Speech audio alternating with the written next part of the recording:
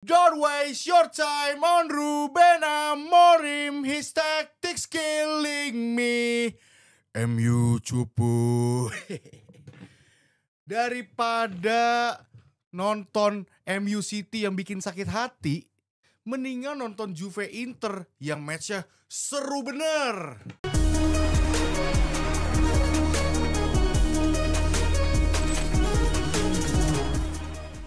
Ada 2 derby yang terjadi di akhir pekan kemarin. Salah satunya seru banget ya karena menghasilkan 7 gol. Salah satunya 3 tapi buat satu tim doang. Ini timpang ya? Agak timpang. Timpangnya sama kayak ini, opening sama barusan opening gol nih. Oh iya, ada yang nyanyi soalnya. Ada yang nyanyi soalnya. Konser tunggal. Walaupun pilihan lagunya masuk gini loh. Kan City menang. City kan kayak Oasis banget gak sih? Iya. Kok dia milih lagu Blink? Nah itu dia tuh. Maksudnya? Dari Sama ini. referensi. Gue tuh pengen nanya kan lu kesini sama dia naik motor ya. Lu gak ada pikiran itu pak jorogin dia gitu buang gitu. Pengen Jorogin, sebenarnya. anjing. Boleh gak kasih tau yang tadi boleh gak? Boleh. Jadi gini, Waldo kan kemarin sempat gak ada plat nomor. Betul. Plat motor ya. Maksudnya itu kan melanggar aturan. Oke. Tadi gue OTW kesini sama Waldo kebetulan. Terus gue bilang, "Do, nebeng nih sekalian biar cepet nih naik motor." Terus Waldo bilang, tapi gue gak bawa helm bang gitu. Selalu dia gak pernah bawa helm. Terus gue satu doang maksudnya. Satu Emang doang iya, kan sama selalu. gue. Maksud gue kayak, aduh apa gue naik ojek aja. Ya terserah, gue sih lebih cepet karena gue tahu jalan-jalan curut. Lebih kecil dari jalan tikus kata dia. Gue tahu jalan curut. Coba dia ngomong kayak gitu kan loh. Dia bilang kayak gitu. Terus gue bilang, lagi emang kenapa sih lu tuh mau pakai helm tuh takut rambut lu rusak atau sebenarnya tuh aturannya apa safety-nya? Semua. Gue bilang dua-duanya. Tenang aja bang, nggak akan ada polisi bang. Bukan soal polisi Waldo. Terus kan gue nggak mau kan sebenarnya kan, aduh gimana. Terus dia bilang, udah gini deh, lu pakai helm gue enggak. Jadi dia kesini, yang pakai helm penumpang. Lu bayangin ya. Yang nyetir gak pakai helm, yang penumpang pakai helm. Tahu nggak itu alasannya kenapa? Bukan cuma soal Karena- safety, itu aturan Enggak, gila. karena Waldo keras kepala udah. Oh, sama kepalanya udah seperti siapa tuh? Seperti siapa tuh? Seperti Ruben. Amor. Itu kita akan bahas pastinya ya review dari 2 derby, terus juga pastinya pertandingan lain juga ya, Liverpool, Arsenal, Chelsea juga yang enggak jadi menang karena throw in-nya Arhan. Terus Kok Arhan bukannya, kayak Arhan kayak bukannya Arhan. Garnacho bengong. Ada Barcelona juga sama Real Madrid kita akan bahas di sini, dan pertamanya mungkin yang paling seru dulu kali ya. Oh iya tuh. Ini wajib dibahas banget karena kemarin juga di-mention sampai kan. Bahas dong di box to box Betul. gitu. Ini Derby d'Italia, Grande Partita. Yang ada 2 hal bagus juga karena yang pertama adalah jam tayangnya. Terbaik. Tuh. Jadi laga ini seseru ini kita bisa nikmatin juga, maksudnya nggak bentrok sama game yang gimana banget Yes. karena pesaingnya cuma West Ham lawan Spurs, ya kan? Kita bisa fokus nonton Juve. Cuma Spurs. Ini dia nih. Iya, tuh. karena ngelidikin Ronaldo aja. Sorry ya, bukan Spurs. Ya. Bukan Spurs ya. Waldo-nya Jadi aja. gue bawain juga Lo gak kemarin. suka sama Ham ya? Gak suka Ham ya? Kok Ham? West Ham. Ah elah Tottenham Ham. Dex. Tottenham. Oh Derby Ham. Iya. Iya. Derby d'Italia, skornya 4-3. 4-3. Ini derbynya banyak. Derby d'Italia, derby Turki, derby Turam, gitu ya. Semuanya Semua derby. dibikin garis. derby anjing. Iya, Derby, ya. gitu. Gimana? Ada komentar dari game ini sendiri? Bapaknya Turam bingung sih kayak gue Bener gimana lagi. ya Tapi anaknya. pas gol emang gak selebrasi sih semuanya. Cuma senyum-senyum doang. Ya gimana maksud gue ketika lu jadi public figure apalagi pemain bola Masih bapak lu kamera legend. sorot tuh. Kamera lu jadi salah dikit aja viral nih, walaupun viralnya mungkin bukan viral negatif jadi lucu ya, tapi kan yang kayak final yang apa anaknya si Marcus Thuram juara sama Internazionale aja kan bapaknya kan nutupin si ini kan si Captain. iya si apa logonya Internya Oh, karena kan logonya. dia Juventus Oh, gitu iya. kan. Jadi ya menurut gua kan ada yang abis si Kepram nyetak gol kan si bapaknya kan disorot kan, senyum-senyum tipis gitu doang. Gua rasa dia mau merayain sebenarnya mau Iya, ngerayain, tapi kan aduh gengsi. anak gua ada 2 nih jaga perasaan. Bapak yang baik, bapak yang Iya. baik, bapak Karena yang Juve baik. ya sebenarnya. Iya Juve Sebenarnya kan. Juve, lebih ke Ini Juve. Turamnya pakai topi kan ini lihat. Turam pakai topi ya, Lilian. Dan itu membuat Juve ini bisa menang 3 kali beruntun pertama kalinya sejak 2018-19. Untuk di awal musim ya, Ya, untuk awal ya, musim ya, di 3 Giornata gitu. Jadi ini sebuah start yang bagus sebenarnya, Rus. Start yang bagus, tapi in terms of result yang semalam itu gue ngeliatnya sebenarnya si Igor Tudor tuh nggak sepenuhnya perfect sebenarnya kalau ngomongin tactical Nobody's ya. perfect, Ross. Nobody's perfect, Kesempurnaan hanya untuk betul. milik Tuhan. Cuman kalau misalkan ngomong dari permainannya kan dia berusaha main 3-5-1-1 ya. Dia ngomong di setelah press conference ya gua mencoba eksperimen dengan main 3-5-1-1 tapi 5 di tengahnya itu bukan yang sejajar gitu tapi yang ada Diamond di tengah. Yildiz tuh ya kalau nggak salah yang di Yildiz, belakangnya Vlahovic. Vlahovic yang dipakai ya. Terus kemudian ada Thuram, ada Cup Miners yang di apa namanya yang di Di jangkarnya siapa ya? jangkarnya tuh siapa kemarin ya? Gue lupa deh. Oh ini Locatelli. Iya, Oh, iya. Manu Locatelli. ya Locatelli yang di base of Diamondnya gitu. Cuman memang teorinya adalah kalau misalkan lu main 3-5-1-1, lu akan berusaha untuk nggak cuma mengontrol pertandingan tapi juga memenangi possession. Apa namanya biar supaya lu bisa menang teritori juga lah. Cuman yang kemarin agak orang lihat adalah kan 3-5-1-1 Diamondnya nggak terlalu kelihatan karena Juventus itu cukup sering sebenarnya defend dengan 11 orang gitu di wilayah pertahanan sendiri gitu. Itu bukan sesuatu yang salah, cuman itu sesuatu yang berisiko kalau gue bilang ya. Kenapa demikian? Karena kalau misalkan lu bertahan terlalu deep, lu nyusahin ada ruang gitu di depan kotak penalti lo sendiri. Dan kalau misalkan pemain lawan lo itu tipikal pemain yang bisa melepaskan sepakan dari jarak jauh, itu bisa bahaya, dan itu yang kemudian dilakukan oleh Calhanoglu gitu. Jadi sebenarnya itu menurut gua agak sedikit kontradiktif dari Igor Tudornya gitu. Dan ini juga membuat Cifu nggak aman nih kayaknya. At least fansnya udah mulai hashtag Cifu out walaupun buru-buru banget gitu. Ya, baru 3 2-3 game ya kan, menang kalah gitu. Menang kalah. Sama gue ngeliat juga sebenarnya pertandingan ini mencerminkan sebab dan akibat sih. Kan mainnya kompak kan kedua tim kan. Terus jadinya berharapnya dengan set piece sama tendangan jarak jauh kan.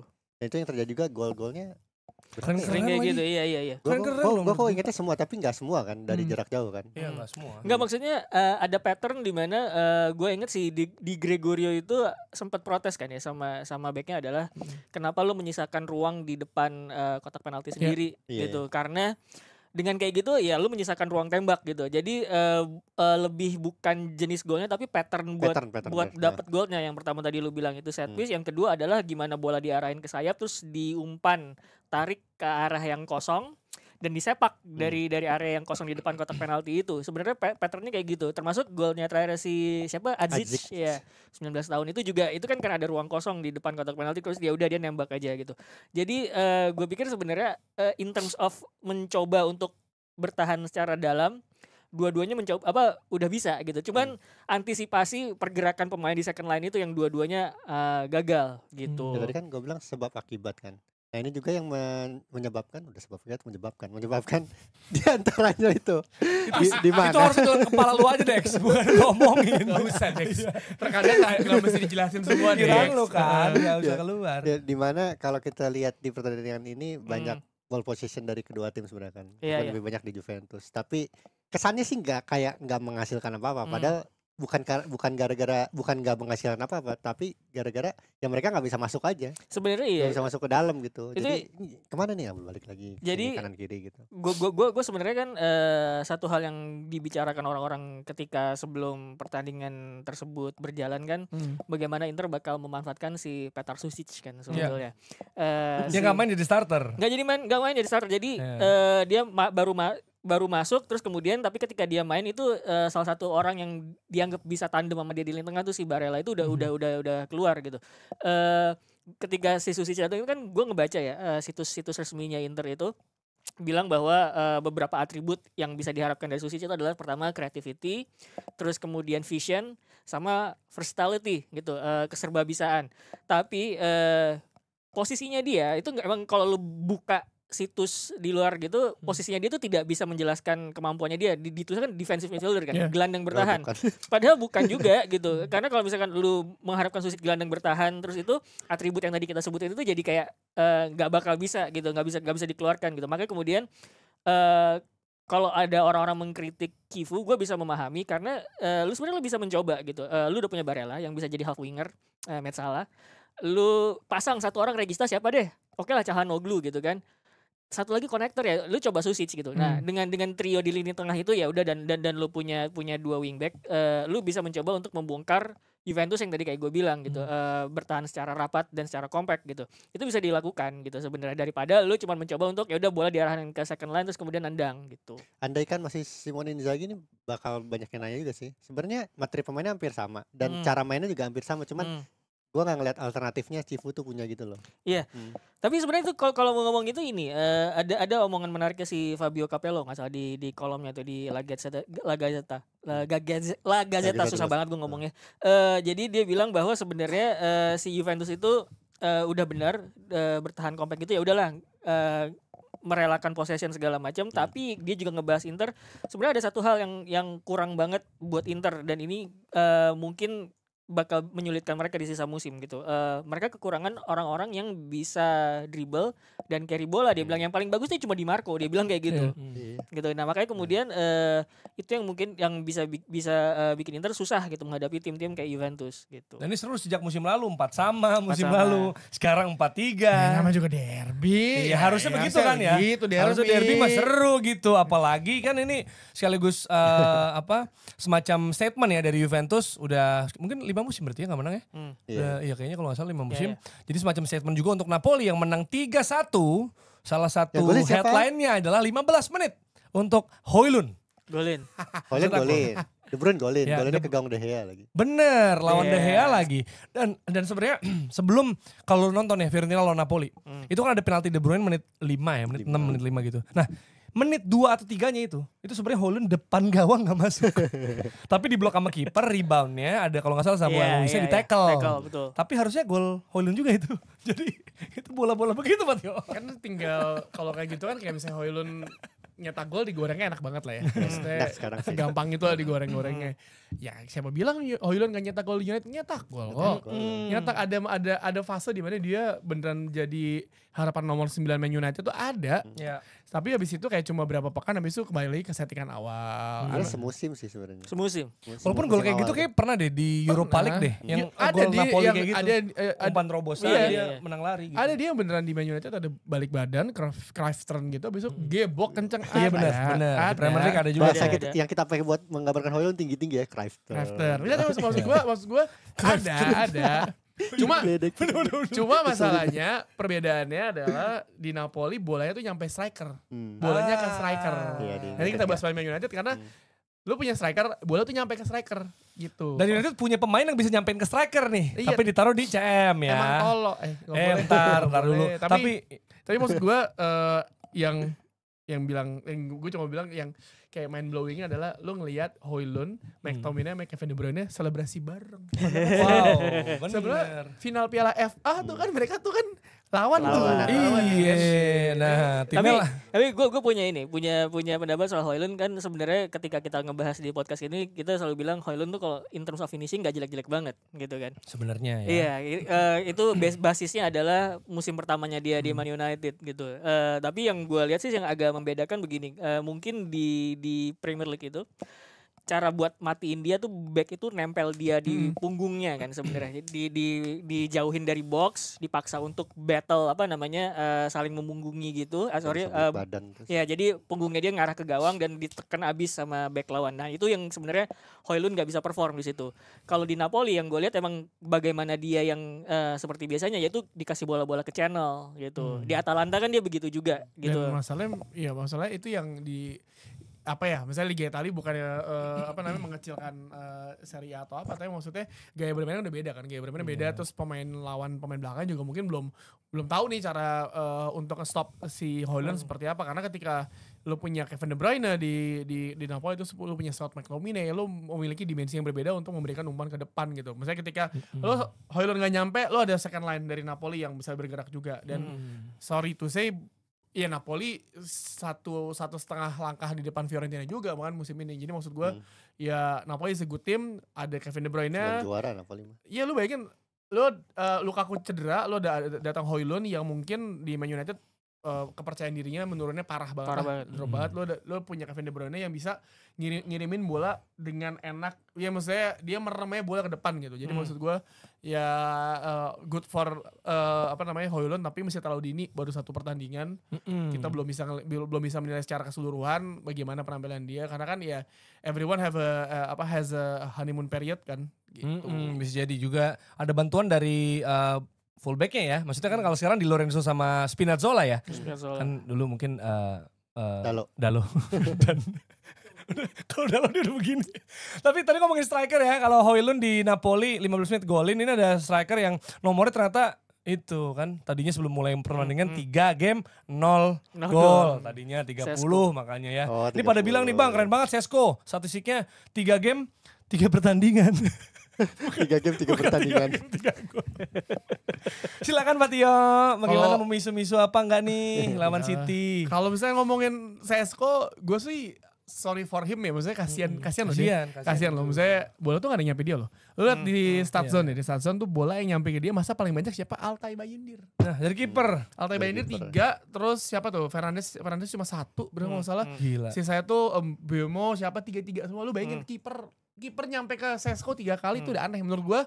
Ya dia tuh nggak ada apa layanan SLJJ gitu loh ke dia, udah sambungan langsung jarak jauh gitu ke si CS:GO tuh nggak ada. Jadi maksud gua ya ada satu momen yang dia dapat bola yang akhirnya handsball, walaupun pas dicek replay itu kayak handsball kan. Itu tapi kalau mau ngelihat semuanya adalah sepanjang 90 menit Man United lemes banget mainnya. Letoy banget, kayak gue ngeliat kayak ada satu yang kurang. Lu kayak gak ada semangat juang, lu gak mau nekal, lu gak mau nabrakin diri sendiri, lu gak mau dorong pemain, lu gak mau main jorok. Ini yang gue bilang sama yang di episode sebelumnya tuh yang United akan ketemu City abis international break ya, karena ini timnya tolol aja, jadi balik lagi ke settingan utama bahwa abis international break lu goblok lagi. Lu lupa lagi cara mainnya bener-bener. Lu bayangin deh, kalau misalnya Amorim bilang bahwa dia tidak akan mengubah filosofi, mengubah sistemnya, gue sebenarnya ya udah lu percaya, tapi tolong Pak Amorim pemainnya yang bener taruhnya gitu, posisinya. Maksudnya gini, dia mungkin melihat Ugarte international break pas lawan Uruguay, pas main sama Uruguay bagus. Tapi kan dari pre-season dia udah melakukan blunder berkali-kali, Jar. Maksudnya kalau tiga gol Man City semua berawal dari dia. Lu bayangin deh, itu golnya si Phil Foden bisa ke stop kalau Ugarte nggak bengong abis kan nahan crossingnya Doku. Dia diam ngeliatin bola doang. Plus Ya, Brunonya kalau kalian nonton di video yang data zone tuh, yang kan kalau data zone tuh dia TV-nya tuh cuma dipotong setengah tuh ada statistiknya. Gue nonton itu. Nah itu tuh dijelasin tuh si Bruno Fernandes ya harusnya udah nge-tracking Foden dari bola ada di kanan dia. Nah permasalahan Bruno Fernandes kalau ketika main jadi gelandang bertahan atau di playmaker apalah itu istilahnya, dia bertahannya jelek banget. Scanningnya jelek banget kalau bertahan. Ofensif keren, defensif bengong. Dan itu gak cuma sekali, udah berkali-kali Bruno tuh melakukan hal yang sama gitu. Melakukan kesalahan ketika melakukan scanning lawan, dia diem aja. Dan itu kan kejadian kan. Luke Shaw juga ada mati langkah, Bruno diam, Phil Foden sundulannya bagus, Bayindirnya gak bisa nge-reach. Kalau itu Donnarumma mungkin bisa ketepis gitu. Nah itu yang pertama. Yang kedua, lu tau golnya Haaland itu mulai dari siapa? Dikolongin Ugarte sama bocil Bob yang gak salah di kiri. Bob. Iya kan, dikolongin. Hampir 3 lagi yang Haaland gak masuk itu kan juga blunder dia tuh. Dikolong. Rangers gak golin juga. Iya maksudnya Rangers dia gini duluan, belum ditendang sama Rangers. maksud gue Yakin gol. gol dikolongin. Terus si Dele juga telat untuk nutupnya, jadinya yang jaga Luke Shaw. Mismatch itu udah kayak udah pasti lewat. Lu Haaland giniin Luke Shaw, maksudnya Dele aja bisa goyang, Luke Shaw lagi yang sepanjang kalau kata Roy Keane, ini pemain beruntung banget selalu lewat dari apes gitu. Lo main tapi lo gak pernah balik ke penampilan lo sebelum Euro 2020. Itu kan top performance-nya lagi kan. Gol di final lagi ya. Iya, maksud gue itu belum balik lagi. Dan iya Luke Shaw mismatch kayak gitu. Dan satu lagi momennya adalah Bayindir nge-stop. Kalau gue jadi kiper, Bayindir nih kiper-kiper Tarkam Cilduk, kayak ada pemain di depan gawang kagak berhenti, digaprak itu kaki. Ngerti gak? Lu kaget gak pas liat Bayindir stop? Waldo kaget gak Bayindir stop? Kalau stop anjing, gue kayak lu ngapain stop, lu bisa gitu. Piers Michael juga komen gitu, ini posisi yang gue suka, lu maju dong nutup, either gol atau kagak, at least lu nabrakin badan ya. Itu yang gol kedua. Gol ketiga ini udah paling lawak, sirkus ya kan. Gol ketiga tuh yang ini ya, lainnya tinggi banget. Iya, dan itu kan orang udah offset dari mana, bangsat, bola jadi tengah. Itu kayak Fernando Torres ke gawang Barcelona yang si Gareth Bale teriak. Jadi ya udah jelek, udah parah. Disjointed itu. Udah beneran, gue gini. Mungkin filosofi atau skema yang Amorim gak salah, tapi pemilihan pemain dia yang mungkin kita bisa kritik. Dia yakin gue gak bakal ganti filosofi gue. Dia gak mungkin main 4 back, dia pasti dengan 3. Kalau kalian lihat bagaimana cara Man United main pas kemarin main sebelumnya, it works ya. Cuma gue ngeliat ini salah pilih pemain aja. Ini gue benci ngomong ini, tapi ya ini it's on Amorim semuanya. It's on Amorim. Lu pilih salah pilih pemain gitu. Gini, anak SD juga tahu yang suka bola nih ya, bocil-bocil SD yang gila-gila bola nih ya, yang ngomong bola setiap hari sama temen-temennya. Permasalahannya ini di gelandang bertahan. Lu cuma punya satu gelandang bertahan, Casemiro gitu. Lu ngapain mainin Ugarte? Casemiro, Ugarte sama Kobe Mainoo masuk 30 menit terakhir gimana? Itu starting 11 utama harusnya itu. Pep ada reaksi apa kayak gini yang dia ngolongin sama Manchester City. Maksud gue, lu ada masalah. O'Reilly yang ngolongin. O'Reilly. Iya maksudnya lu mau sampai apa lu ada masalah apa sama Mainoo gitu, maksud gue he's a good player, dia masih muda, kenapa nggak lo coba? Mason Mount cedera, di mana situ bisa dimajuin tuh si Bruno ada di sana. Betul. Amat dari menit pertama nggak works, pas ketika di switch ke kanan jadi fullback baru works. Mbeumo juga ya kalau nggak salah dia peluang sih bikin peluang ya. Peluang, tapi dia kalau nggak salah dia sentuhan masuk kotak penalti juga minim gitu. Jadi maksud gue backnya itu udah paling bener. Misalnya ini kayak udah teori gembel semua yang ada di sosial media, di media sosial tuh udah kipernya udah gak ada pilihan lain. Lu kalau nggak mau Altay, Lemens, backnya udah Yoro, Maguire tengah, Yoro sama Deli, Dorgu atau nggak Luxio taruh di kanan, Mazraoui di kanan gitu. Misalnya di kanan udah pokoknya India lu udah gak ada pilihan lain. Ya lu tengahnya dong benerin dong. Maksud gue permasalahan tengah kemarin tuh tengahnya bubar sih. Itu semua gol terjadi karena pemain tengahnya tuh kayak nggak boleh ngomong kata kasar kayak kayak ya kan? Enggak, maksudnya ternyata banyak pendengar kita tuh nontonnya di TV ruang tamu sama anaknya. Jadi mohon maaf. Jadi kayak mainnya kayak kayak Altay Bayindir cuman gak tanpa alnya ya. Iya, tapi udah enggak sejelas.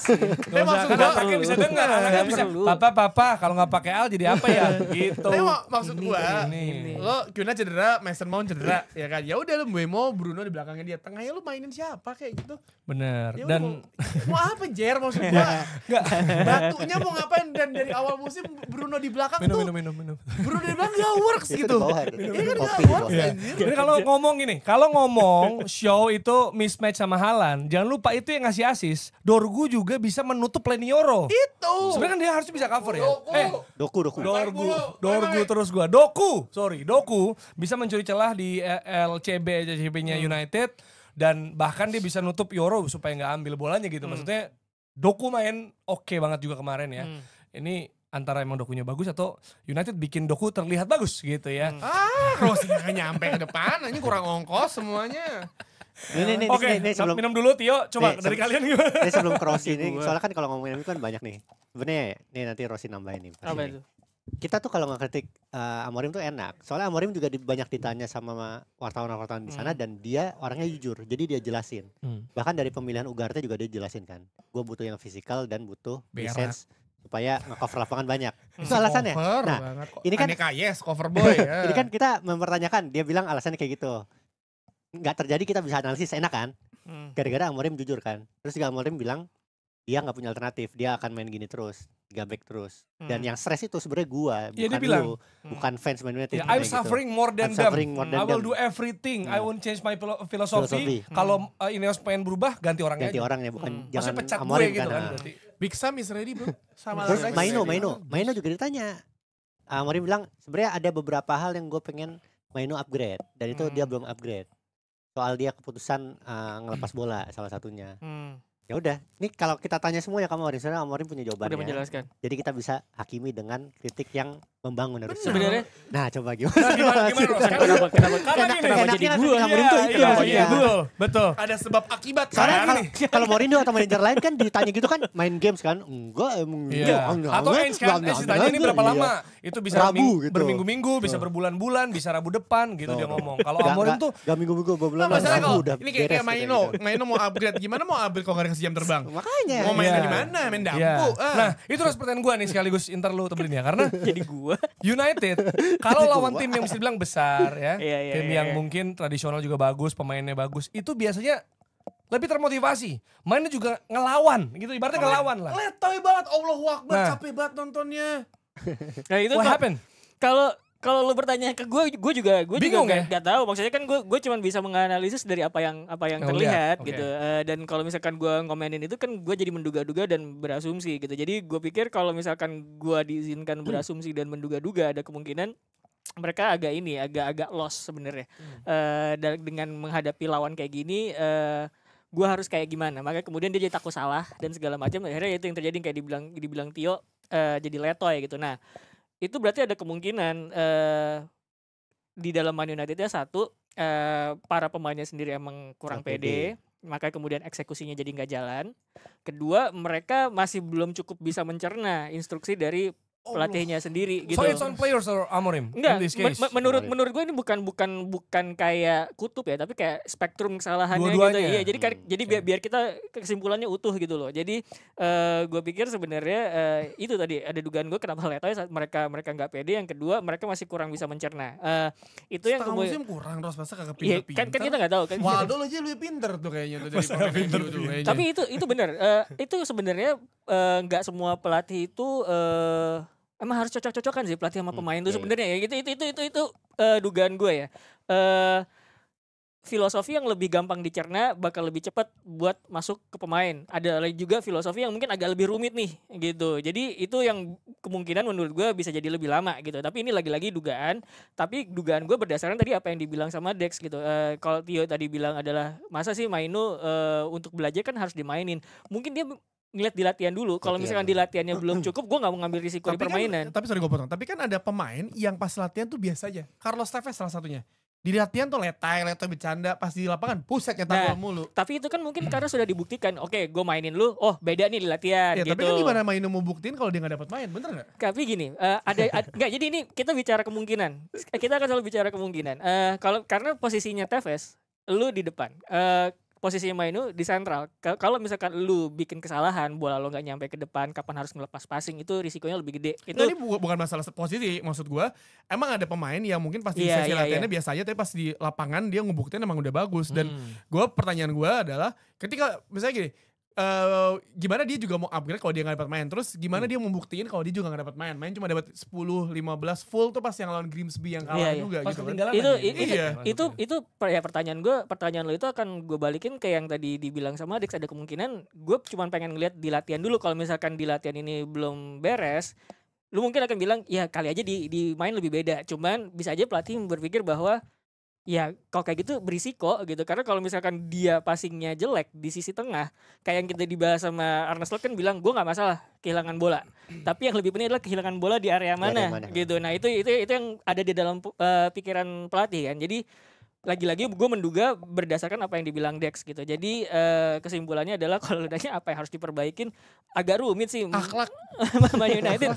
Jadi logo jadi kan sebenarnya logo biar nggak dikutuk ya. Sebenarnya kan kita kalau menganalisis itu bukan sekedar lebih baik mencoba memahami ini pelatih mau ngapain sih gitu kan. Tapi yang dilakukan jurnalis-jurnalis di Inggris udah benar gitu. Gue berusaha memahami lu, makanya gue pertanyakan lu kenapa milih gini, terus dia jujur menjawab.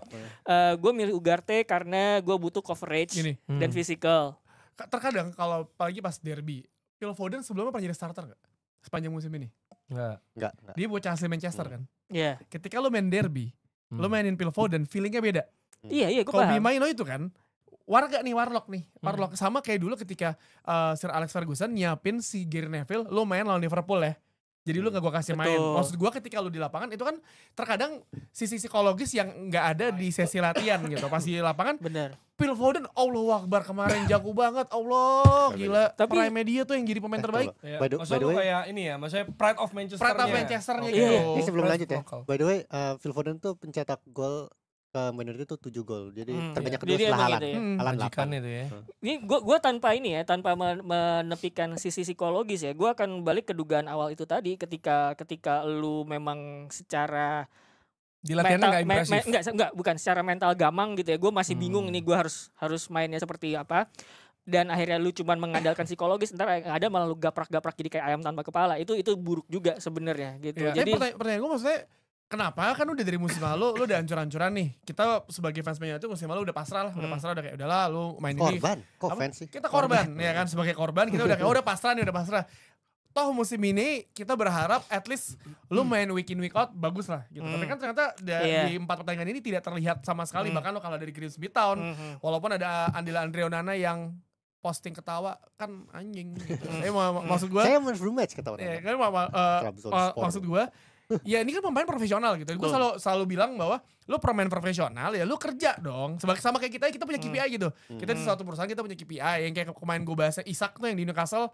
Lu kok ngambek gitu, lu kan kerja di perusahaan gitu. Nah ini Man United masa pemainnya kayak kena probation mulu gitu, masa beta version mulu nih sampai full version. Itu makanya gue akan selalu menduga bahwa mereka belum cukup pede untuk main dengan yang filosofinya ini agak berat sih. Mungkin mereka belum mencerna, itu satu. Makanya kemudian tadi kalau gue belum kelar yang Ugarte, gue pikir sih sebenarnya rasionalnya Amorim, gue pengen dia main cover, tapi eksekusinya ternyata gak sesuai harapan gitu. Jadi itu sebenarnya, jadi ada mismatch antara apa rasional pelatih sama apa yang terjadi di lapangan. Jadi gue pikir apa yang kita bahas di episode kali ini tuh benar. Pertama eksekusi, terus kedua pilihan permainnya Amorim. Karena Bruno lu pasang jadi central midfielder itu juga berisiko ya, tadi gak dibilang Tio secara defensifnya gitu. Mendingan lu pasang dia lebih ke depan, bebannya dia lebih sedikit gitu loh. Oke, kita udah teriak-teriak nih, ntar tolong forward ke Amorim ya, kita udah sering bilang soal ini gitu. Tapi yang jelas mungkin kalau soal filosofi pada pemain gak nyampe gitu. Kalau kita lihat mungkin United bisa berprestasi dengan pelatih yang sebenarnya filosofinya apa ya, seperti Ferguson, mungkin Ole juga sempat bagus ya, sempat runner up kan kayak gak jelas juga nih sebenarnya filosofinya adjust aja. Justru mungkin butuh yang gitu. Filosofinya Alfonso tuh counter attack lagi. Lu lihat deh kalau misalkan main United main tuh mereka counter attack plus individual brilliance siapa main. Kalau doang aja. Kalau gue Alex Ferguson buat gue itu filosofinya direct football. Counter attack tuh bagian dari direct footballnya itu. Jadi gue mau nanya. Ini kan apa?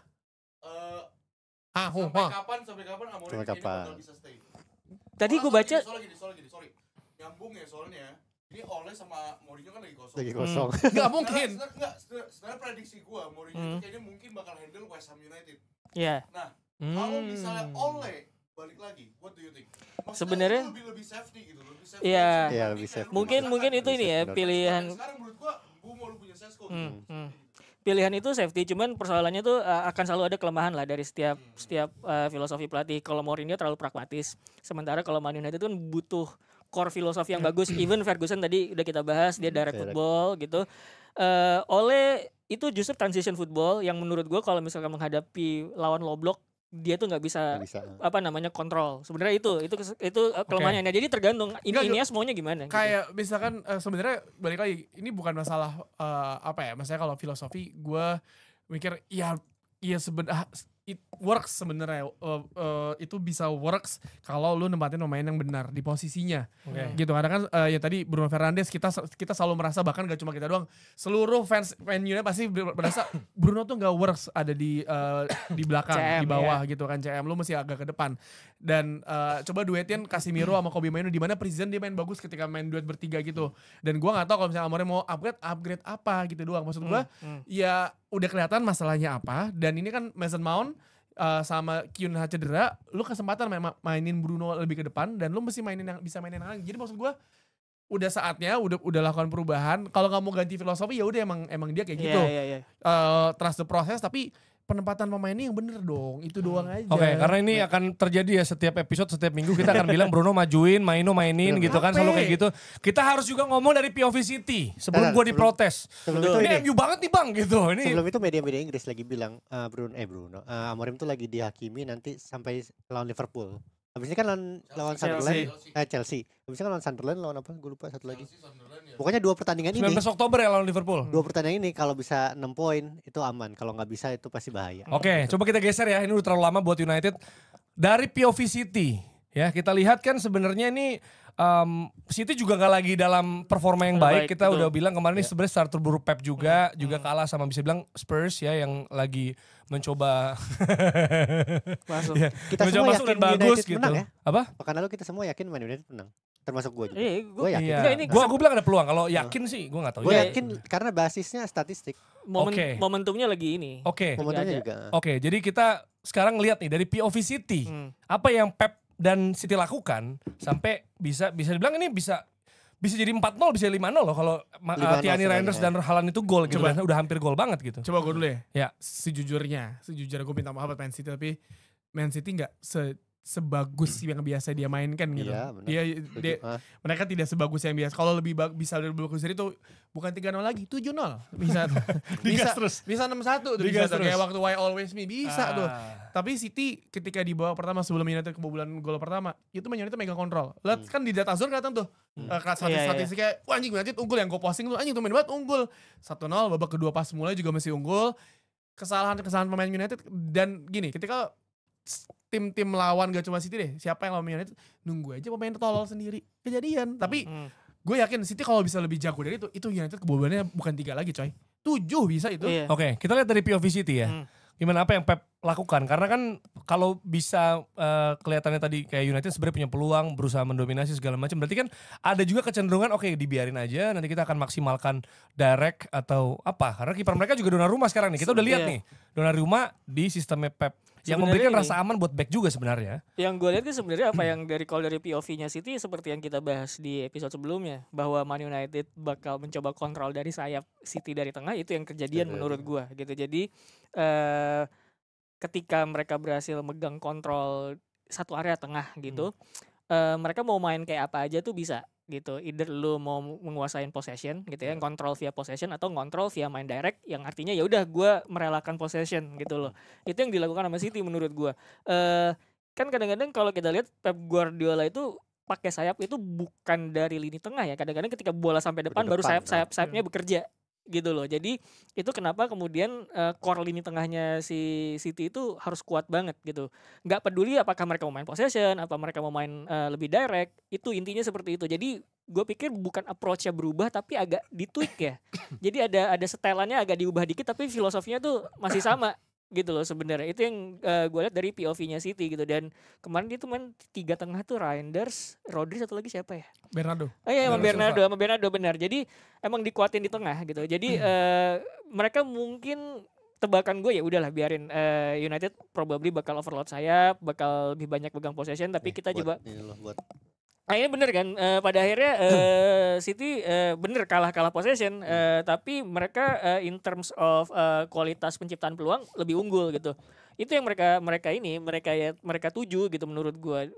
Biarinlah United overload segala macam, kita coba kontrol via efektivitas gitu. Next lo ada POV City? Jadi gue juga yang Tio lihat juga gue lihat karena gue nonton di data zone ya. Jadi statistik tuh Man United bahkan sampai menit 90 sebenarnya unggulnya banyak sih. Kalau gue ngelihat gini ya, gue analogi gue kayak nyetir mobil aja gitu. City tuh udah kayak orang nyetir mobil aja, udah biasa nyetir mobil. Man United tuh masih kayak gue mesti main cantik nih. Playlistnya apa ya? Ntar di perempatan situ gue pengen ada ini playlistnya yang lebih bagus lagi gitu. Dipikirin semuanya gitu. Tapi kalau City mah udah nyetir aja. Jadi bisa main direct. Otomatis aja. Di analisa di Atletik gue lupa siapa yang nulis. Dia bilang permainan City as simple as that, ada titik 2 terus as simple as that. Jadi ya udah simpel aja gitu. Bener tadi Tio bilang ya City tuh mainnya nggak spesial di laga lawan Man United ini. Man United juga mainnya nggak buruk banget kalau dilihat dari statistik. Tapi mereka mencoba untuk bermain dengan gaya sebenarnya. Tapi bener nggak sih? Sorry gue potong. City main kayak gini.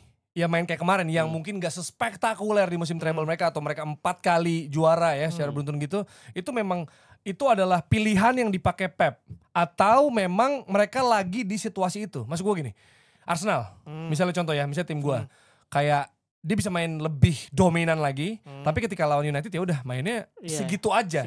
Bukan karena mereka segitu aja, tapi cara mengalahkan United adalah dengan cara kayak gitu. Nah, apakah Pep itu main City-nya, oke, lawan United tuh harus begini mainnya. Gak apa-apa kita gak kelihatan mendominasi, tapi itu cara ngalahin United, atau emang City lagi gak duar itulah gitu. Bisa dua-duanya, tapi gue pikir sih sebenarnya karena tadi gue bilang tweak, gue lebih condong ke yang kedua tuh, kayak Arsenal gitu. Karena kalau misal kayak musim berarti sengaja mainnya kayak gitu. Jadi gini, musim kemarin itu Guardiola nggak menang sekalipun lawan Amorim loh. Even di Sporting, di derby Manchester 2 kali, satu kali menang, 1 kali kalah, 1 kali imbang di Old Trafford gitu. Jadi dalam posisi City sekarang butuh kemenangan, ya udah deh, dia goes a bit pragmatic gitu, dan kemudian tapi bukan gini loh, adaptasi sama kompromi itu beda kan. Kompromi itu kan ya udah gue tinggalin semua identitas gue ngelacur gitu, itu kompromi. Adaptasi gue masih punya identitas tapi gue sesuaiin dikit gitu. Nah makanya tadi gue bilang bukan approach-nya Guardiola berbeda, tapi approach-nya di tweak, di style-nya diubah dikit gitu sebenarnya. Makanya gue bilang tadi tetap ada kontrol tengah gitu ya, cuman ntar kalau sayap ketika nanti udah sampai depan segala macam gitu, apakah kita kemudian menggunakan possession atau lebih direct, nah itu perkara cara aja sebenarnya. Itu yang menurut gue di situ ngebedain. Karena itu ya, trikinya sebenarnya kalau sistemnya liga gini, liga panjang 38 pertandingan kayak bahkan tim yang juara, bahkan City yang waktu itu dominan banget. Ada game-game yang dimenangkan dengan cara yang ugly kayak gitu loh maksudnya. Kadang nggak oke, gua tuh bakal begini terus hajar segala macam gitu. Karena kenyataannya ya ada game-game yang dimenangi dengan cara yang City lakukan. Betul. Atau mungkin tim-tim lain lakukan lah gitu. Iya, dan itu menurut gue sebuah privilege tim yang udah paham sama identitas permainannya sendiri. Kalau belum paham lu kayak gitu lu bakal lost. Iya. Terus kata Guardiola ini kayaknya besok juga kita bakal derby Manchester lagi. Lawannya soalnya De Bruyne sama Napoli sama di Højlund kan. UCL. Ya, seru-seruan Conte ya. Pep Conte lagi. Yang jelas ini masuk ke siklus yang kayak Patio bilang ya, bahwa kalah seri menang, kalah lagi. Udah gitu. Betul, Chelsea seri dong lawan Chelsea. Menang dong. Nih. Karena siklus, kalau lu bilang siklus balik ke seri lagi. Kalau lawan Chelsea di Old Trafford, iya kan. Tapi tiba-tiba Garnacho hat-trick. Oke, itu kita bahas nanti hari Kamis ya. Karena masih ada banyak pertandingan lain. Jumat kayaknya kita ya. Jumat setelah Champions League selesai main ya sampai nunggu City Napoli soalnya. Ya? Nunggu City Napoli yang pastinya seru banget ya. Dan kita ngelihat juga sebenarnya kalau United satu-satunya kemenangan di Premier League musim ini menang lawan Burnley via penalti di menit akhir. Liverpool juga lakuin hal yang sama kok, yo. Udah gitu yang ngasih mantan main MU ya Hannibal. Ya. Hannibal Itu handball. Dia tutup muka kan? Ketawa gak itu? Ketawa kan? Bukan mati gue ketawa. Enggak. Tapi apa sih menurut gue tuh apes. Maksudnya 90 menit bertahannya rapat defense-nya Tapi gawat. gokil. Itu kayak 6-5-0 gak sih? Itu beneran gawat. Di depan strikernya sih bisa pegang bola. Iya. Tapi gue mesti akuin Burnley harusnya imbang sama harusnya. Tapi kan sepak bola bukan lagi soal statistik, bukan lagi siapa penguasaan bola. Sepak bola udah ketika itu udah gak berhasil, ada yang namanya keberuntungan gitu. Keberuntungan dan juga ada momen-momen yang mungkin orang juga kayak di luar nalar lah. Ini tiba-tiba penalti sama kayak yang si MU PSG yang Diogo Dalot kena Kimpembe itu kan. It happens anyway. Jadi kayak, dan ini tipikal tim-tim calon juara ataupun yang juara bertahan, lo ugly win, lo sepanjang 94 menit nggak bisa nyetak gol, menit 95 gol penalti. Itu udah kayak statement bahwa apapun yang terjadi 3 poin udah pasti bisa. Ya salah pala nggak terlalu kelihatan ya, banyaknya di pinggir kan. 4 pertandingan Liverpool golin di menit 83 ke atas semuanya. Tapi gue respect banget sama si Arne Slot ya. Ketika Kerkes yang dia diving terus kartu kuning, tarik keluar Andy Robertson masuk kayak ini yang begini daripada main sama 10 orang ya kan. Karena dia ngeliat Kerkes agak sloppy banget mainnya di awal-awal. Gue kayak anjing nih bisa kartu merah nih. Diganti maksudnya kayak anjing keren banget. Biasa pelatih nunggu half time kan, ternyata enggak deh. Dia tuh udah 2 kali loh kayak gini. Jadi maksudnya Slot tuh emang gak ragu buat ganti early gitu. Ya emang ini sih Burnley emang alot ya, apalagi Eresion Dash. Arsenal tau betul kayak gitu. Dan sebenarnya emang susah ya untuk menghadapi kayak gitu. Dan jangan lupa Burnley dilatih oleh Scott Parker yang waktu itu menukangi Bournemouth. Main dengan cara normal ya, nggak terlalu low block. Cara normal dibantai Liverpool 9-0. Besoknya dipecat. Jadi mungkin dia kayak, aduh Burnley, ntar gue dipecat lagi nih. Kata dia kayak, udah deh, bisa nih kalau yang gue low block deh. Kalau itu kan kayak kalah kan orang kayak, oh sebenarnya lu bertahan udah bagus kayak gitu. Mungkin. Tapi yang jelas mungkin salah. Ada kontrak sama FPL ya. Jadi setiap pekan ada poinnya. Siapa? Salah. Tadinya 3, tiba-tiba 9. Coba lu bayangin. 9 kali 2, 18. Gokil. Aneh. Tapi ya itu. Makanya kalau menang menit akhir antara mentality monster atau justru ini ada masalah nih. Kok menangnya sampai menit-menit akhir terus? Seberapa jauh ini bisa bertahan atau slip? Itu menurut gue state of the game aja sebenarnya sih. Karena state of the game. Karena lu menghadapi lawan yang bertahan parkir bus dan low block. Ya mau gak mau, apalagi yang bisa melakukan selain menyerang terus sampai kemudian tercipta kesempatan. Nggak gini, ketika lu punya attacking squad yang bagus gitu ya, dan lu bisa mengkreasikan peluang kapanpun gitu ya, dan kreasi peluang lo bagus, eventually lu bakal nyetak gol. Ada kepercayaan diri itulah.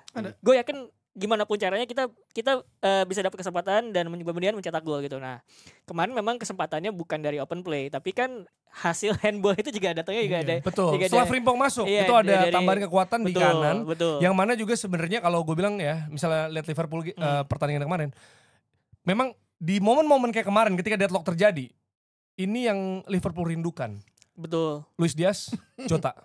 Tapi Ini 2 pemain yang bisa Asli. memberikan itu loh. Iya. Karena kemarin maksudnya Wirtz ya sampai sekarang dia berusaha masih mencari apa ya enaknya di mana gitu. Masih berusaha adaptasi. Ekitike cari ruangnya Ekitike. susah karena ya Ekitike ditutup. Terus Salah juga tadi gue bilang ya kalau lu lihat heat mapnya itu cenderung di wing banget. minggir. Di pinggir banget dan Gakpo cenderung ketebak gitu ya. Mungkin dia kerasukan Martinelli.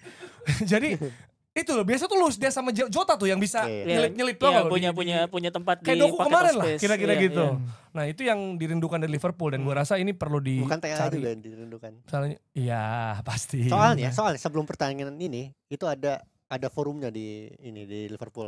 Apakah posisi terbaik Szoboszlai katanya? RB atau CM gitu. Anjir sampai kayak gini ya pendukung Tiba-tiba Liverpool jadi ya. RB. Dan di babak kedua Salah juga ganti cepat tuh karena si Szoboszlai Jadi ditaruh di CM lagi tengah. ya. Ya. Siapa Bradley. kanannya? Bradley Bradley di sana. jadi RB. Maksud gue dia ngelihat cepat langsung berubah dan itu apa ya? Contoh kayak wah gue tahu nih gue masih berubah Mesti cepat mau ngapain, nggak mau mesti ngapain dan ya benar kata Jerry penalti bukan karena bukan Persistence itu tuh. Iya, Gara-gara ya karena lu hasil nyerang-nyerang mulu persistence. tim yang bertahan lu mau ngapain? Ya tek aja udah. Jadi sebenarnya Tergantung waktu ya. iya, Kita udah bilang juga iya, di gue grup. bilang bentar juga kebobolan Burnley lu mau 1-0 ini fix, tapi gue gak tahu penalti Nggak tahu. caranya. tapi Aduh. in a way itu sebenarnya menghadapi tim kayak Liverpool main parkir bus tuh ya high risk high rewards. Iya benar. High risknya adalah ya lu udah tahu ini tim apa namanya punya opsi. attacking line yang bejibun gitu ya. Kalau lu main bertahan tapi lu nggak berbuat sesuatu kayaknya lu juga bakal kebobolan deh. Gitu. Bener. Kecuali kalau bertahan sebagai Arsenal. XG-nya Burnley 0,0. Iya, Gila, 0, nggak nyerang kan gue bilang 6-5-0. Kayak gak ada striker. Udah di depan kotak penalti di pinggir nih bolanya Jadi, dibuang aja kayak Iya. nggak usah lah gue bertahan yang penting 1 poin aman karena Capek. buat Burnley 1 poin lawan Liverpool it's Yes. kayak berharga Berharga. banget gitu. Dan clean sheet misalnya kan, Iya. itu gokil banget. Itu Dubravka sama STV gue tuh udah tinggi pas Udah cuma tinggal. berubah ke salah poinnya. Iya. Aneh banget ya. Tapi Arsenal kembali clean sheet setelah hanya kebobolan dari free kick ke Szoboszlai. 4 pertandingan sejauh ini ya. Menang dengan clean sheet selalu menyenangkan buat gue. Dan pemain baru yang dibeli Kontribusi semua. Berta semuanya bagus. Kecuali Moskora ya. Muskara bagus gila. Enggak maksudnya Bagus gila. kontribusinya udah kelihatan. Kelihatan. Bagus. Ada ini late tackle bukan late tackle sorry maksudnya tackle pas udah masuk kotak penalti itu yang gagalin peluangnya Nottingham Forest juga gitu ya dan ada beberapa yang penting banget maksud gue gini. Biasanya kalau pemain Arsenal cedera yang gue alamin ya bermusim-musim yang run up terus itu biasanya kalau pemain inti cedera backupnya nggak ada. Yang sepadan lah. Oke, mungkin Mosquera masih butuh banyak belajar ya. Pasti koordinasi juga melini belakang, makanya ada beberapa kali dia kelewat. Cuma nggak jauh-jauh amat lah dari Saliba maksudnya levelnya ya. Madueke gantiin Saka, Madueke bagus. kemarin gokil loh. Lebih nggak ketebak sih menurut gue ya. Cuma ini Lebih decision nggak making, ketebak. masalah decision making lah. Velotert masih Lebih nggak ketebak. kan Nabil dari Nabil, Chelsea kan ya. lihat aja Bang. Dia decision makingnya. Sama Tapi bagus ya. Gue Jujur, tapi dia nggak ketebak. Kayak Bahkan buat temannya sendiri ini kan. pemain ini bagus ini. Madueke ya kan Eze Eze ngangkat bagus. piala tahun depan. Piala Inggris. Dunia. Weh, bukan ke Arsenal ya. Bukan. Dan Eze itu maksud gue sekaligus memberikan apa ya contoh kepada Martinelli bahwa nih caranya dari kiri passing begitu. Karena kalau biasanya itu bola Martinelli tuh dia akan nunduk. Ya kan? Dia lari berusaha ngeliatin lawan kerebut atau bolanya out sendiri. Entah gimana, gue juga bingung. Sama ini. Tapi emang dia mainnya direct. Kayak kan gue bilang kayak understeer kan. Iya. Jadi kayak Karena dia kan aslinya udah mau belok dia tuh gitu, sering- nggak belok. Dia kan futsal dulu. Terus dia Kelewatan. pas bolanya tuh di Ituano tuh kan CF posisinya sebenarnya Iya. central forward gitu. Jadi makanya dia sering mau nusuk. Gua- Gitu loh. Odegaard cedera lagi jadi. Iya. Siapa? Odegaard. Gak Odegaard emang gak fit cuy. Tapi Dia kan emang udah bahu juga. Bahu, Maksudnya kenapa cedera bahu sih emang beban lu segede apa sih? bebannya urutan Jatuh 20 lagi. masalahnya Hai, masih bawa kapten ya. 1. Dia kan gak main loh Iya. gila. Tapi kan Starting. ya karena Inggris main nama Inggris lawan Nottingham Forest yang Arteta pasti mikir ya udah nih bawa Arsenal juga tapi gua kemarin Enggak pas trio Sociedad. iya betul juga Merino, sih. Zubimendi, Tapi Odegaard. Tapi pas kemarin lawan Arsenal gue akhirnya baru kan gue kemarin gak sempat nonton timnas Inggris ya yang si gue baru sempat baru sadar kenapa Thomas Tuchel mainin Elliot Anderson dari awal Ya. di dua pertandingan kualifikasi kemarin ternyata he's that good sih. Iya, bagus banget. Walaupun bagus banget. rekan-rekannya mantap, Bagus tapi banget. Elliot Anderson Dia build tenang. recovery-nya bagus banget. Bagus banget, bagus tenang banget kayak anjir nih orang emang bagus ya. Jadi maksud gue kayak Elliot Anderson, Eze, siapa lagi Madueke angkat piala Angkat piala nih tahun depan di Amerika Serikat. Dan seperti yang udah gue bilang juga, Gyökeres kalau lawan tim yang bisa dibilang mungkin di bawahnya, belum. pasti dia bisa punya attacking return. Tapi kalau lawan tim yang lebih besar, sebenarnya yang tipe Havertz yang bisa buka ruang gitu tipenya. Karena kan dia butuh supply. Sama kayak Sesko sebenarnya mirip-mirip kan. Kalau Sesko nggak dapet supply. Ya itu, makanya kan ada Eze bisa ngebantu ngasih supply ke sana dan Zubimendi men. Zubi. Eze debut. Gila tuh golnya. Gini, gue gak usah Gol gol yang bagus deh. pertama. Gue gak expect Martin Zubimendi golin gitu. Dia dapat Iya kan? peluang lagi kayak gitu ya. Iya. Ada lagi. Pas gue kalau di gol kayak gitu itu First sekaligus time. statement kan. Mana orang bandingin gue sama Thomas Partey, the rapist. The Gue bisa Rapist. itu untuk bisa gol. Bahkan gol sundulan. Bukan Havertz, bukan Saliba, bukan Gabriel. Itu ada bola. Bukan Merino. Bukan Merino. Gue juga kaget. Siapa tuh? Lah Zubimendi. Ini nggak sadar nggak kemarin komentar 180. komentar ngomong ini this is the main reason you bought Gyökeres kayak Gyökeres. semuanya pertandingan gak kelihatan tiba-tiba nyetak Golin. gol. Ya, Alessandro Ini Matri yang itu. dibutuhin. Ini yang dibutuhin. Itu ya. Jadi bagus-bagus semua. Mosquera juga bagus. Dan Chelsea hampir menang. Tapi kalah sama Throw-in. Dan Garnacho yang meleng. Itu. Orang bilang kayak bukan salah Garnacho. Iya, memang mungkin bukan salah Garnacho karena ada 5 atau 4 pemain Chelsea yang harusnya bisa menyapu bola tersebut. Tapi Tapi difoto aja. Tapi kan kalau lihat dalam tayangan ulang deh, lihat dia tuh cuma ngeliatin Nengok, pemain. Kalau mainnya di kanan dia anjir, kanan dia tuh ngapain lu diemin gitu, dan itu bukan kejadian sama dia. Kita lihat Bruno Fernandes, ya kan, kita look show di banyak itu kayak udah habit di Man United. Udah di mana lewat ntar juga kebobolan kita kejar gitu, kayak kejar juga enggak kayak.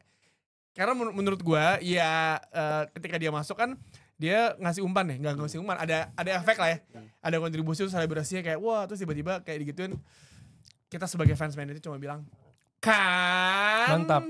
Dan jangan lupa gol pertama Brentford itu asisnya Jordan Henderson. Oh ya, Yang switch melihat ya, celah, switch ya. ya. Sampai Tosin kan, kok 2 lawan 1 kok bobolan kita gitu kan. Walaupun emang ngaruh banget Chelsea dengan Cole Palmer ya.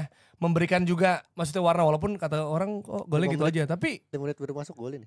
iya makanya maksud gue bagus dan jadinya ada banyak opsi gitu loh. Kan gak ada Cole Palmer, Enzo menonjol banget nih ya kan. Bersinar juga, lebih advance juga. Tapi ya ada Palmer ya, dia punya peran juga di situ. Betul.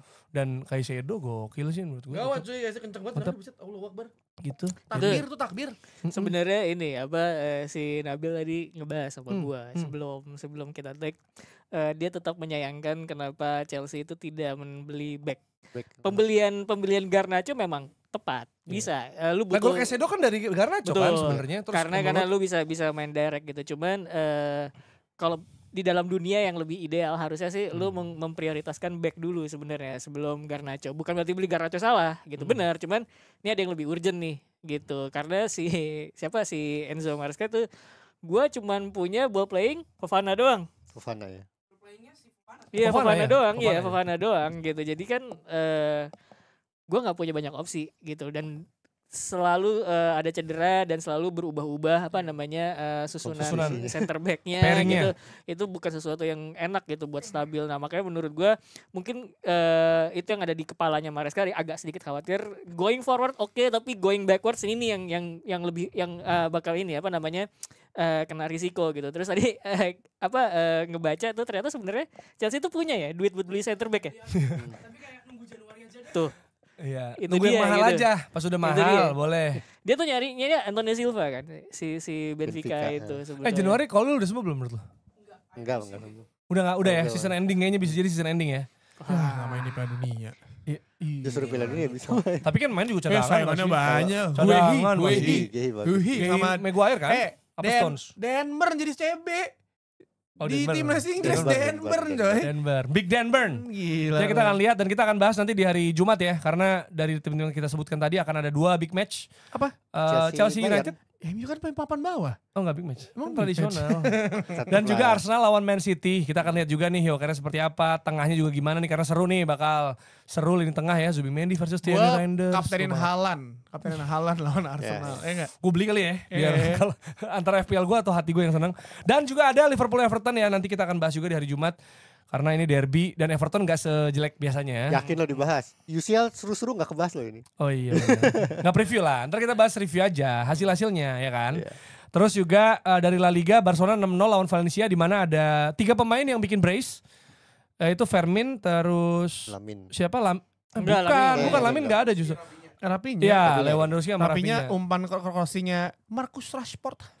Tapi ya nggak ada Lamine Yamal ya udah ya, maksudnya Valencia juga nggak. Lamine Yamal not that good kehilangan lah ya. paspor, belum balik-balik paspornya.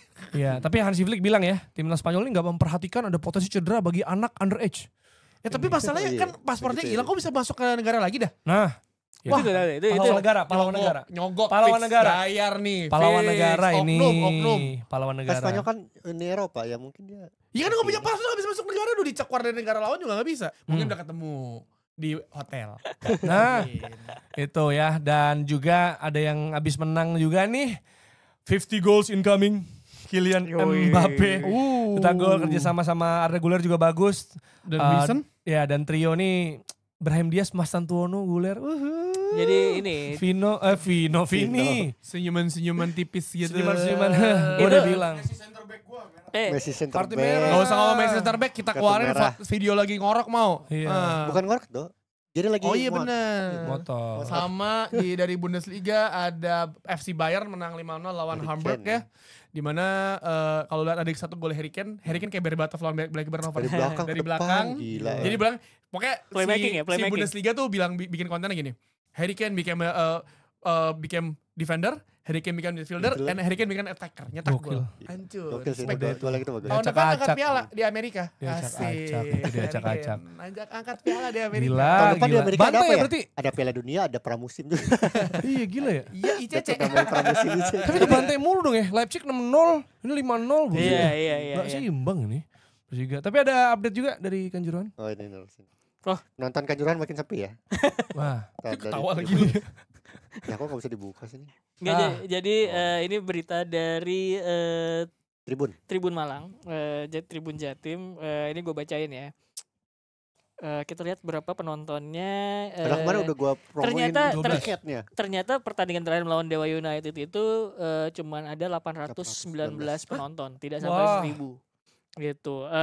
Ya kita nggak tahu itu persoalannya apa, tapi kan untuk untuk tragedi Kanjuruhan ini kita selalu mengingatkan bahwa ayo ini diusut tuntas. Usut tuntas itu sebenarnya bukan perkara memperbagus stadion, itu penting, iya tetap. Cuman usut tuntas tuh tetap keadilan buat korban tentu saja, dan juga perbaikan bagaimana kita menghandle crowd di lapangan. Jadi supaya tidak kerjaannya adalah away dilarang gitu terus loh. Ini Kita kata harus bisa lebih baik dari 839 itu. tadi ya? 819. 819, harusnya 135 kan? 135. By the way kata ini ada wawancaranya. Tiketnya kemahalan. Oh. Kemahalan.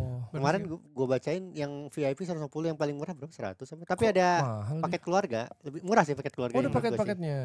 Tapi Ya kita lihat lah ya. Kita usahakan, pasti kita akan menyuarakan terus juga update Kanjuruhan. Dan kita juga akan membahas nanti di hari Jumat. Kita membahas hasil Champions League, akan ada big match City Napoli ya. City Napoli, Dan Bayern Munchen, Chelsea Bayern Munchen. Apalagi Liverpool, Atletico. Banyak ternyata ya. Apalagi Bil, Barca. Chelsea, Bayern Munchennya main highlight, masukin Garnacho. Itu kebetulan cocok. Tapi Harry Kane kan Itu bisa semua logis. posisi. Logis ya. Harry Kane bisa semua Logis. posisi. Lawan Tosin mah kayaknya selesai itu Tosin. Tapi nggak tahu, kita lihat ya. Karena Champions League kita nggak tahu loh. Kadang maksudnya Aston Villa ngalahin Bayern bisa aja kemarin kan gitu. Terus siapa? Musim lalu tuh Juve ngalahin Madrid ya kalau nggak salah. Juve ngalahin City di Ya, fase gitu. awal ya. Jadi kita nggak pernah tahu kejutan, karena kan Champions League awal-awal sebenarnya penting nggak penting. Kairat penting. bertandang ke Sporting, ke Lisbon, jauh banget. Karat Almaty. Kairat dari ujung ke ujung. Itu dia Kazakhstan ya? Ternyata ya, pas gue cek ya, itu kan Kazakhstan ya? Kazakhstan ke Portugal kan, itu jaraknya berapa ya? Ya jaraknya X lah gitu. Itu kan terjauh ya. Gue cek terdekatnya AFC Champions League itu dari Melbourne ke Kuala Lumpur, jaraknya sama. Enggak kayak Johor. Iya ke Johor. Ke Johor. Sama jaraknya. Dari Melbourne ke Johor sama kayak Kazakhstan ke Portugal. Gokil. Asia ini luas sekali. Iya. Berarti Eropa tuh lintas negara tuh. Eropa tuh kayak Itu cuma segini doang ternyata. Itu kan berarti tadi lawan Johor, berarti Malaysia. Johor tuh lawan terdekatnya Melbourne. Melbourne, berarti dia cuma ngelangkahin Indonesia doang kan basically. Iya. Itu terdekat ya? Terdekat. Gila sih, gede banget ya. Kan dia main Champions League yang satu ya? Iya, elit namanya elit. Ya kita lihat share gitu-gitu. Ya kita lihat nanti Champions League kan jelas Pak Tio kayaknya istirahat sih, nggak nonton Champions League kan. Iya, ada kerjaan. Oke, kita ketemu di hari Jumat ya. Jumat. Jumat akan live juga sama live TikTok kalau Waldo nggak lupa bawa tripod.